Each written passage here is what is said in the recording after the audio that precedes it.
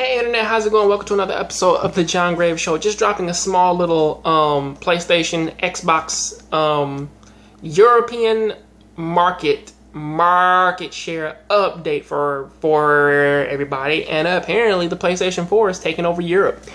As for most people out there who don't necessarily know, around this time the PlayStation 3 was actually suffering over practically everywhere around this time, especially because its first 2 years were not that great. If you go over to gaming, it's pretty much like it's like their first 2 years were not as squeaky clean as it is now.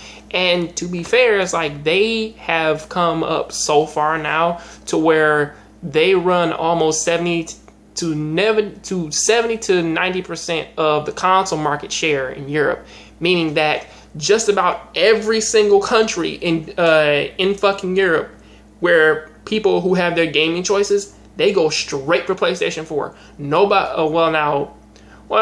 Not too many people are grasping the Xbox Ones because as this article states, is that like it is with that 70 to 90 margin, which is mostly PlayStation 4s, like the 10 to 30 has to go to Xbox One.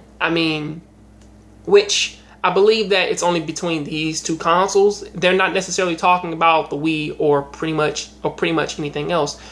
But all in all, it is a very, very, very impressive feat to actually sort of see the major turnaround in which that Sony had.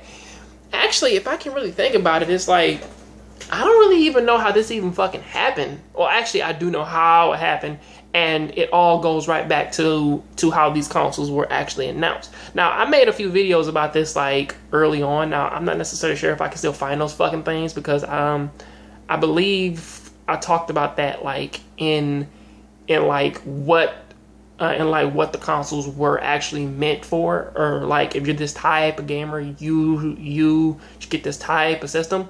But in terms of looking at it now, it's like the reason why this happened, because obviously it goes without saying, every single time, man, like I see an article in which that like some system like man, they outsold like this console this week, I look at it and I'm like, in the grand scheme of things, the PlayStation 4 is pretty much running everything.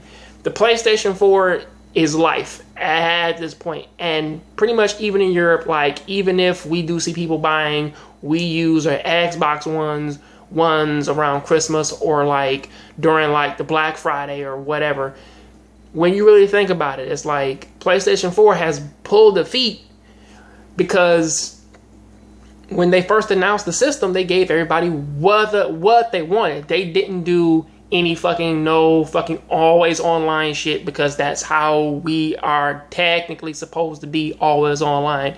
Even if we live like that, we still want the option. Like Sony still gave us the option.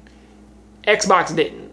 And just looking at those two consoles, Xbox was all about the money, or at least always staying online. Some people, they didn't want that shit, and other people, they wanted it not to be always online. But until then, that is what I got to say about that. Please tell me what you think about it down there in the comment section. If you like this video, please hit that like button. I'll catch you next time.